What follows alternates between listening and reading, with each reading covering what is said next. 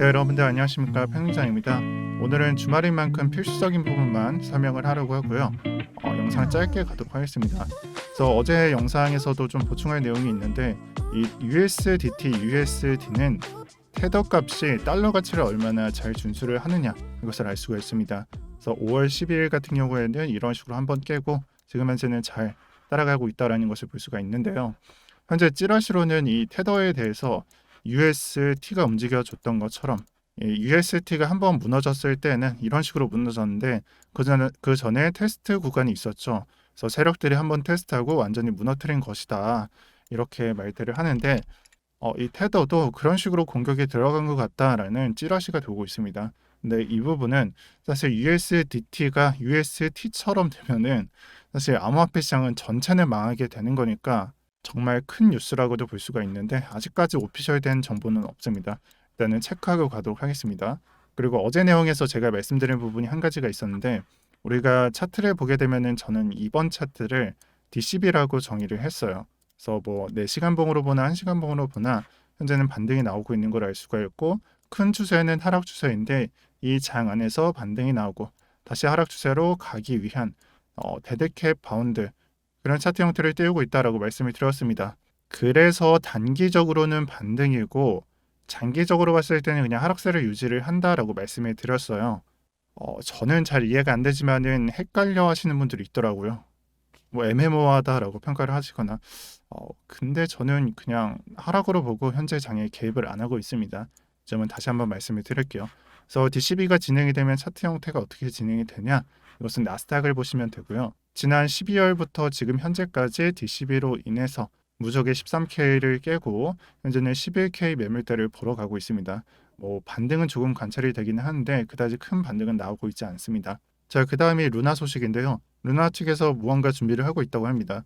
그래서 이 모든 내용을 제가 불러드리기는 내용이 좀 길고, 몇 가지만 말씀을 드리자면은, 일단 기존 체제에서 벗어나서 루나랑 이 UST의 패깅을 아마 푸는 것 같고, 또 루나는 기존 체제를 남겨두고 루나2, 그러니까 새로운 코인을 준비하는 듯합니다. 자, 그렇다면 수혜주가 생겨나게 될 텐데 그 수혜주 중 하나는 앵커로 사람들이 예측하고 있습니다.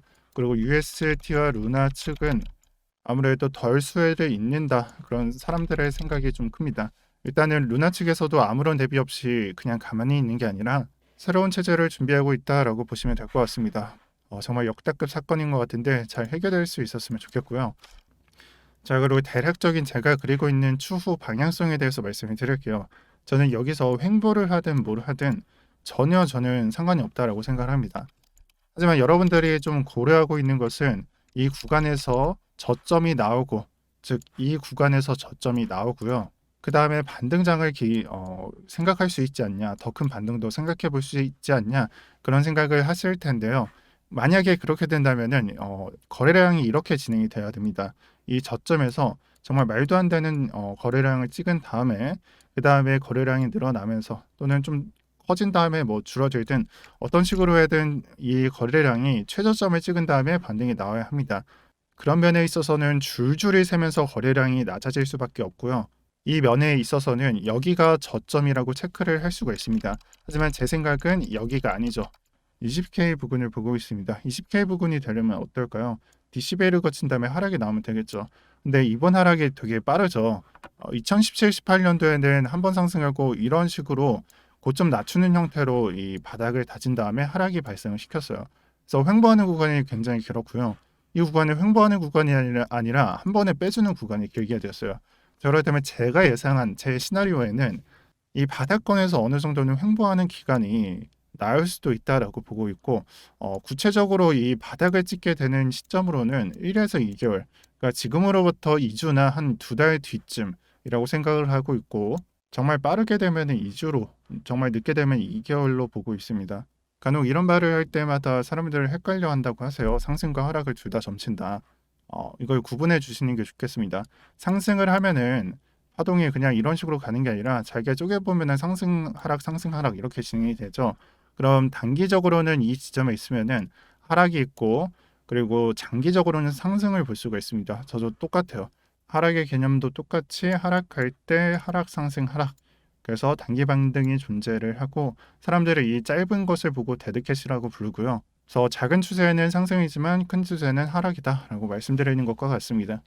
그리고 정말 쉽게 한마디로 이 거래량을 정의를 하자면은 추세에는 세 가지가 있죠. 상승, 횡보, 그리고 하락. 이렇게 추세는 세 가지가 있습니다. 전체 추세에서 이를 벗어나는 건 없어요. 상승, 횡보, 하락. 전부 정의가 가능하죠. 횡보, 상승, 하락. 이런 식으로 정의가 가능한데 이 추세를 큰 그림에서 봤을 때 우리가 관찰했을 때에는 추세가 연장된다라는 생각의 거래량은 늘어나야 됩니다. 추세가 끝나갈 때 거래량은 줄어들어야 합니다. 한 가지만 기억하시면 돼요. 늘어나는 거 상관없어요. 줄어들 때 추세가 상승이었으면은 둘 중 하나로 바뀐다. 대부분 하락으로 가죠. 그러면은 하락할 때는 다른 추세 두 가지 중 하나로 바뀐다라는 것입니다. 추세가 거래량이 낮은 구역으로 가게 되면은, 즉 거래량이 점점 줄어들면은 이 추세가 바뀔 수 있음을 암시한다라고 봐주시면 될 것 같습니다. 그래서 전체적인 추세에서 그 추세를 유지를 했을 때 거래량이 낮아지게 되면은 두 가지 중 하나, 그러니까 상승일 때는 다른 추세 중 하나로 바뀌게 됩니다. 그리고 지금 장 같은 경우에는 하락 추세를 계속 유지를 시켰기 때문에 이 추세상 상승이 아니라 하락으로 이렇게 변경하게 된다면은 이 지표가 추세가 어디론가 뒤바뀔 수 있는 힌트를 제공한다라고 말씀드리는 것과 같아요. 자, 그리고 마지막으로 한마디만 드리자면 비트코인 가격만 말씀을 드렸는데 이더리움 가격으로 제가 보고 있는 저가는 어딘가, 대략적으로는 1,300달러가 정말 보수적으로 잡았을 때 이 가격까지 볼 수가 있겠습니다. 하지만 저는 1,500달러 부근이 이번 저점의 핵심이 아닐까 싶어요. 그래서 가장 핵심적인 지지가 그 위에 있는 1,700인데요. 이 부근을 보고 이때부터 매수를 하는 것도 좋아요. 근데 하지만 비트코인의 20에서 20K를 잡았을 때는 제가 봤을 때는 15K도 가능할 것 같습니다. 그래서 만약에 진짜 매수를 시작을 하게 된다면은 15K 부근, 이 부분부터 시작을 하는 게 맞는 것 같습니다. 자, 어제 영상과 크게 달라질 게 없죠. 그래서 D11로 보고 저점을 기다리는 자세는 계속 유지 중에 있습니다. 만약에 여러분들이 매매를 하실 거면은 이번 장에 들어가셔도 되는데 정말 단기적으로 이렇게 매도를 하면서 이익을 가져가시면서, 만약에 여기가 그냥 고점이었고 하락을 하더라도 여러분들 손절할 생각으로 그런 식으로 단타를 치시라라고 말씀을 드릴게요. 다들 좋은 주말 보내시고요. 오늘도 평경장이었습니다. 오늘 자료가 도움이 되셨다면 구독 한 번씩 부탁드릴게요.